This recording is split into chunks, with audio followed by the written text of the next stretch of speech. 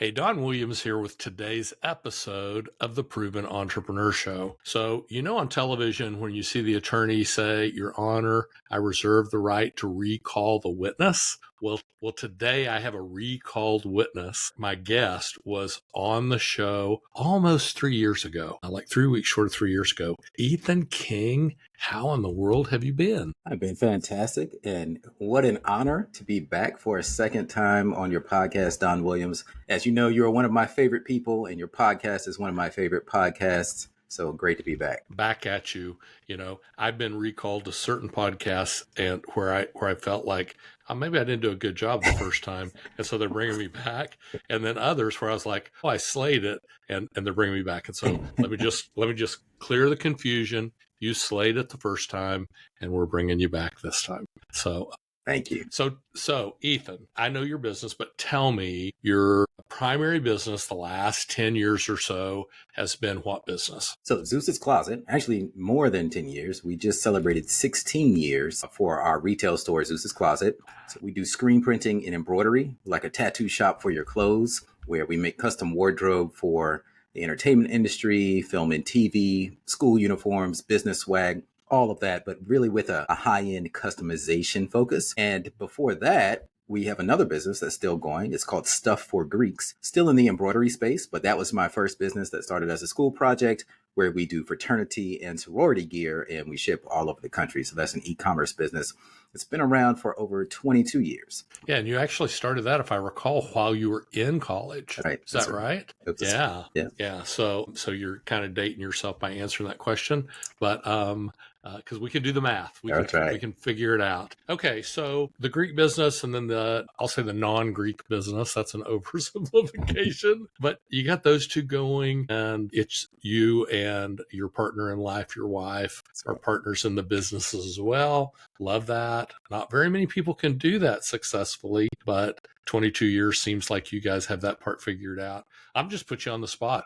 What's one secret, to operating businesses and having a successful family life and children? I mean, I know you very well. What's the secret to that? Because as you know, many entrepreneurs struggle. Yeah, it's a tough one, but if I had to distill it down to one thing, it would be know your respective lanes, know your strengths and weaknesses, and honor those. Allow each person to flow freely in their respective lane. It doesn't mean they operate in a silo. You're still there as a sounding board and as a support system. But in our experience, when we try to operate in the same space within our business, that's when we butt heads. So fortunately, my wife and I, we actually met in college during the time. That was when, Stuff for Greek started as a school project. She was a business major. I was an art major with absolutely no business sense, no formal business training. So that's why it worked out really well. She actually majored in risk management. So she worked in the insurance field for 8 years before she ever came into our company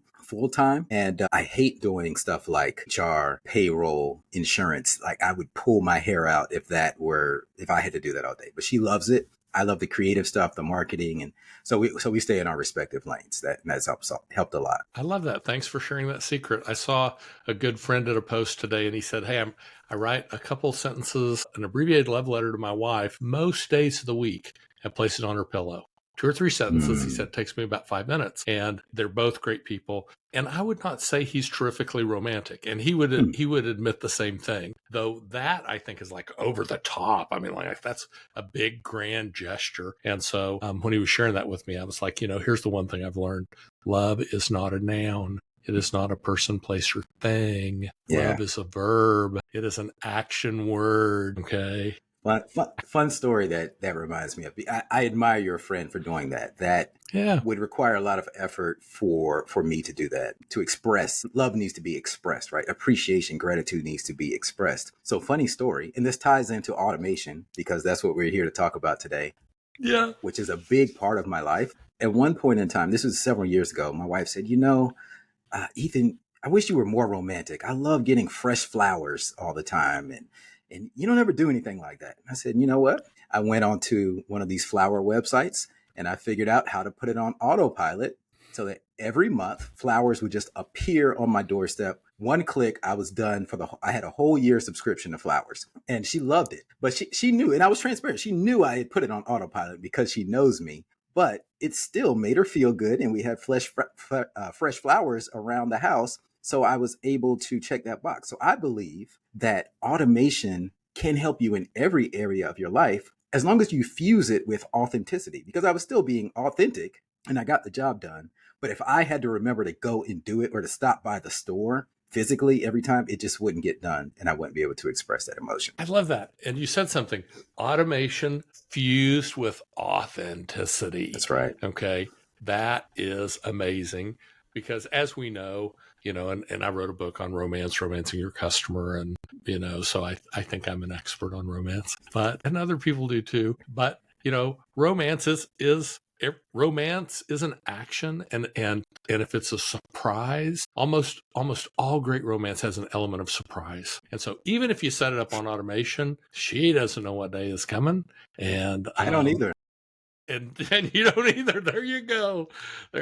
So Stuff for Greeks, Zeus's Closet, and then just about, I guess, just before your first episode on the Proven Entrepreneur Show, this little company that nobody had heard of called OpenAI came out with this free tool called ChatGPT. And some people I know said, oh my gosh, this is the second coming of technology. So tell us, I know that you spend a lot of your time doing keynote speeches all over the world on AI. And so tell us how did we go from being in the clothing business, okay, to being in the AI business? Yeah, that's the great part of this story. I've actually been immersed in automation since way before ChatGPT hit the scene. So we need to go back to the early 2010s, like between 2011 and 2014 is when I first got introduced to the world of automation. And now, mind you, I'm not a tech guy. I was an art major in college, as you know. So if I can figure this stuff out, then you can. But the reason I figured it out is because my back was against the wall. We were going through a nasty lawsuit in our business that almost forced us to have to shut things down and consider losing it all. And I was faced with either fight to keep the business alive or give up and lose everything that I worked so hard for. And I chose to fight. And in order to do that, at the time, I didn't have extra money. I didn't have extra staff. Either people had resigned and we didn't have the money to replace them, or we had to lay people off. So I had to figure out how to do more with less. And as you know, no business can survive without marketing. So that's the first thing I need to figure out how to do. How can I keep the marketing going without needing humans to do it? So I went to a 3-day workshop, learned marketing automation. And first thing we did was program all of our email drip campaign sequences so that just one hit, the customer gets tagged and they get these endless emails from us all the time. Endless emails. I love that. Endless emails. We learned how to automate our social media, and our customers thought we were this huge company. And here we were tiny. We were smaller than we were before with head count. But by the time we got to the end of this situation, we had not only saved our company, but we actually doubled our revenue with half of the staff that we had before. And it's all thanks to automation. So when OpenAI released ChatGPT, we had actually been dabbling around in AI a little bit before that, because AI is just another form of automation. It just happens to be super advanced and now in the public's eye and all the buzzword over the past 3 years. But we weren't new to it. So we just layered it on top of everything we were doing in our business, because at this point we've adopted an automation first mindset throughout our whole team.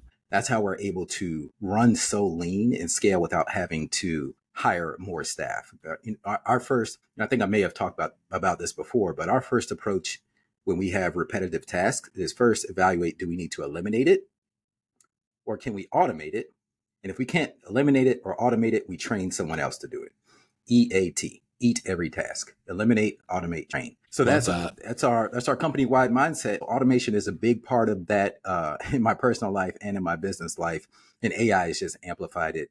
Now I teach entrepreneurs all over the world. It actually came out of me doing a presentation in Cape Town when we were down there to the other marketing chairs for this volunteer role that we were doing as board members. And since it's a volunteer role, I needed to figure out how to do this quickly and efficiently and authentically at scale without it consuming a lot of my time.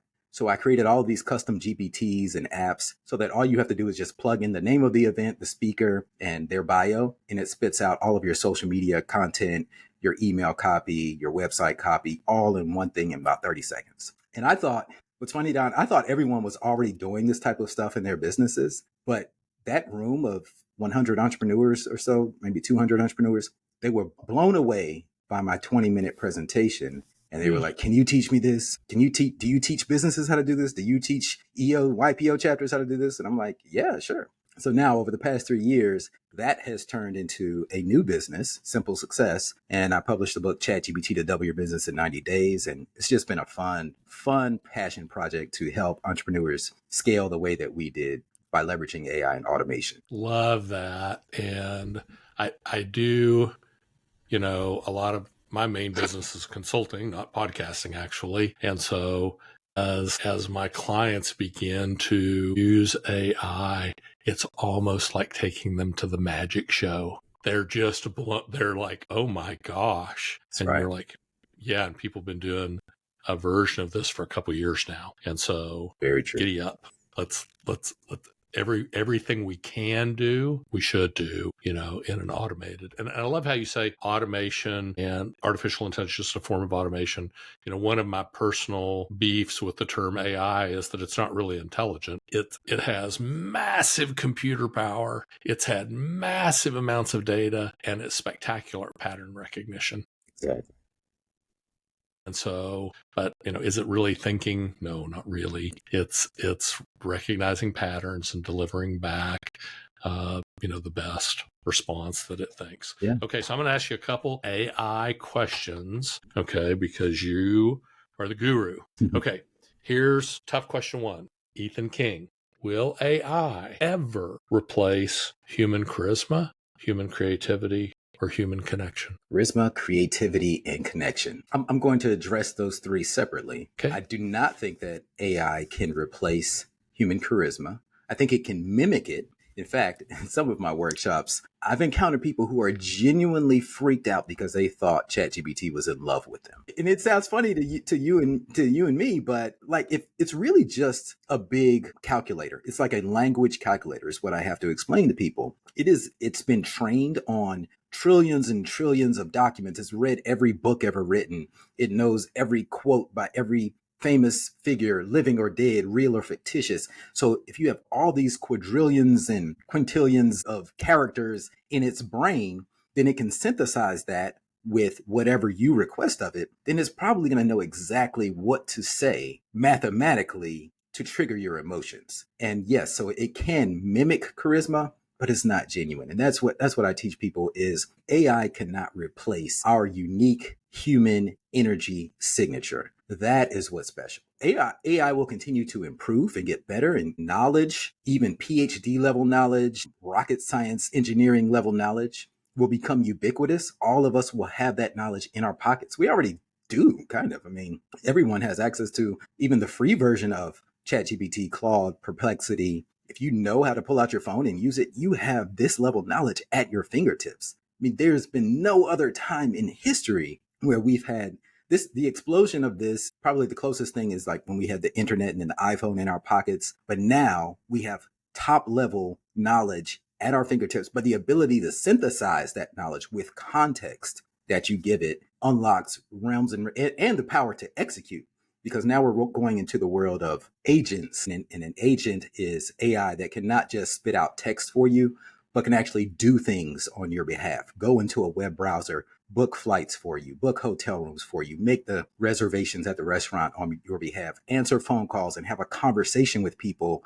And people don't even realize that they're talking to a robot. What a world, what a time to be alive. So I don't think that it will replace those things that you mentioned, but it can very closely mimic the charisma, the creativity. Let's come back to that one. The connection, it cannot replace it, but it can mimic it. But creativity, let's unpack that for a minute, because I think what caught everyone by surprise, including me, is that AI came for the creative jobs first, right? The image creation is mind blowing. Yeah. You know what? There was a big, and I want to date this. We're talking about this on May 20th, 2025. ChatGPT about a month ago put out an update to their image generation. software. And you probably saw online, or you're still seeing, where people are creating their action figures that you can upload a photo and say, make an action figure of me, or make me look like a Pixar character, or, a Spider-Man. I like Pixar dog. I like him. Yeah. He's cool. Yeah, I did Pixar for myself too, and all the Ghibli styles. So that's fun and cool. And it will create these images in about 30 to 60 seconds. Mm-hmm. Well, guess what, Don? Now you can go to Krea.ai. That's KREA.ai. They have a real-time image generator. And when I say real time, I mean by the time you finish typing the first word in the prompt, the image is already there. So if I type Batman, Batman's already on my screen. And then I can say working, then the image changes and he's doing work. And then I say in a Starbucks, then Batman is serving coffee immediately. Mind blowing.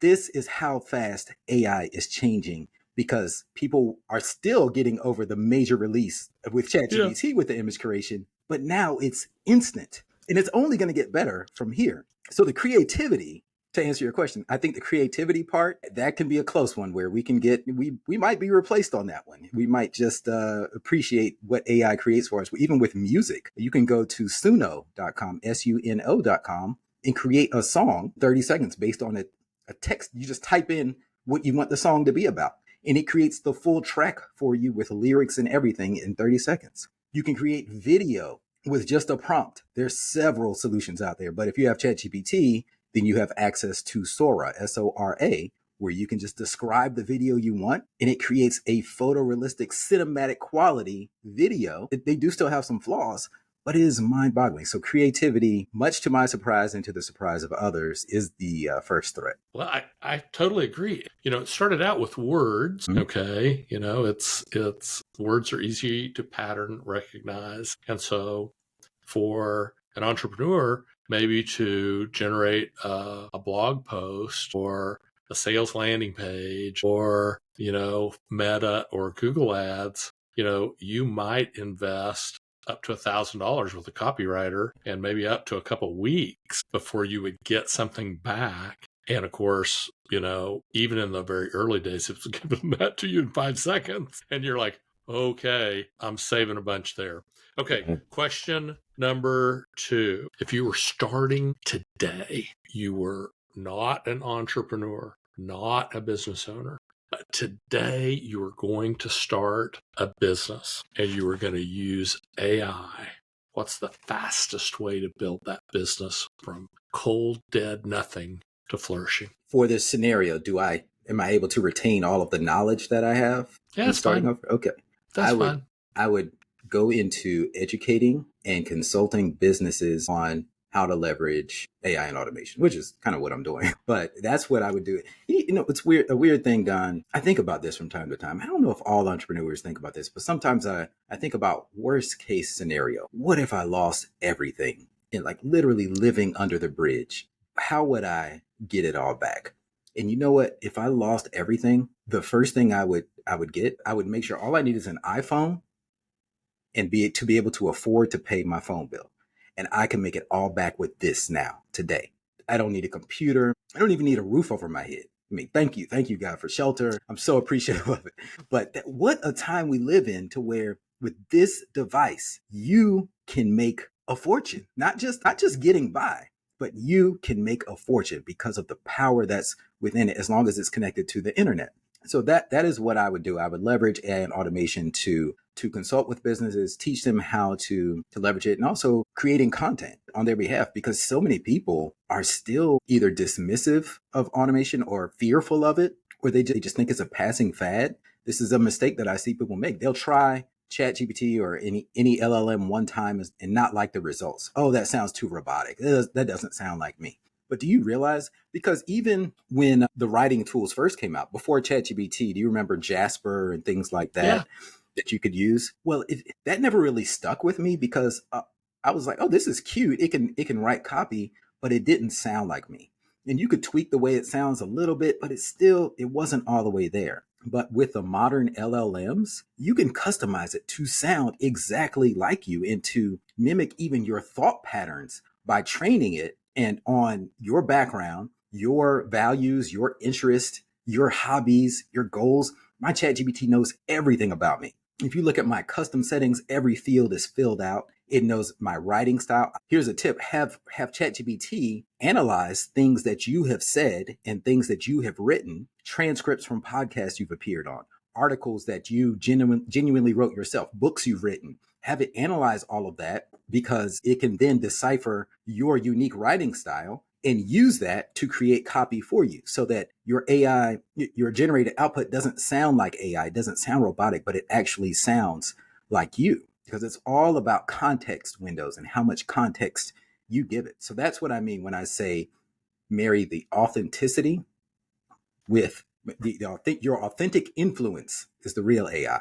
And you marry that with I love that artificial intelligence, the other AI, to get explosive results. And I want to back up exactly what you said. So, I've written 9 books.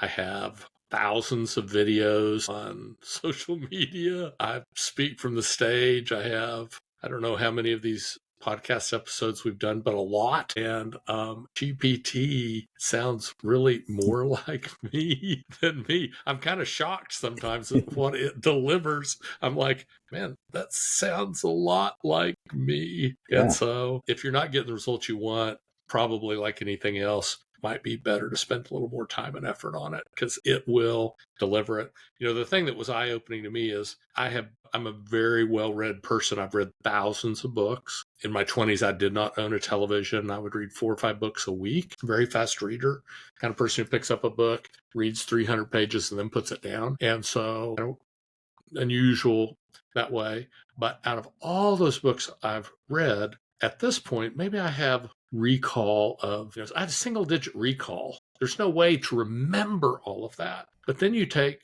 something like ChatGPT, and it's read everything that's ever been published and has 100% recall. And it will hallucinate from time to time. Okay, but that's even occurring less and less. And so it's amazing the power that you have in that. You want to learn how to build a rocket booster that'll get you to the moon. It'll tell you. You may not understand it, but it'll tell you how to do it. Okay, yeah. Next question. What's the craziest thing you've seen AI do for a business owner?